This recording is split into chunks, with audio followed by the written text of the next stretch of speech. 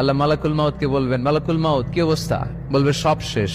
মাইয়াব্বা, কে বাকি? মালাকুল মাউত বলবে জিনেরা বাকি, যাদেরকে দেখা যায় না। আল্লাহ বলবেন জিনদেরকেও শেষ করে ফেলো, রুহু কবজ করো। মালাকুল মাউত আজরাইল জিনদের রুহু কবজ করবে। আল্লাহ এবার জিজ্ঞেস করবে, ইয়া মালাকাল মাউত আখবিরনি মাইয়াব্বা, এবার বলো আর কে বাকি? মালাকুল মাউত বলবে, আল্লাহ মানুষগুলো সব শেষ, জিনগুলাও শেষ, এবার বাকি ইবলিস শয়তান। কে বাকি? ইবলিসরেও শেষ করো, ইবলিসও শেষ।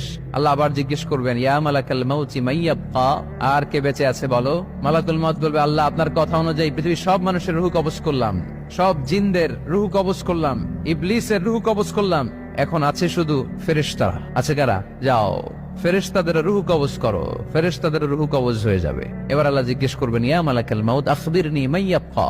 মালাকুল মাউত বলবে, আল্লাহ আপনার কথা মতো ধরে ধরে সব শেষ, ফেরেশতাও শেষ, 4 জন ছাড়া। কয়জন ছাড়া? জোরে বলেন, কয়জন ছাড়া? ইসরাফিল, জিব্রাইল, মিকাইল,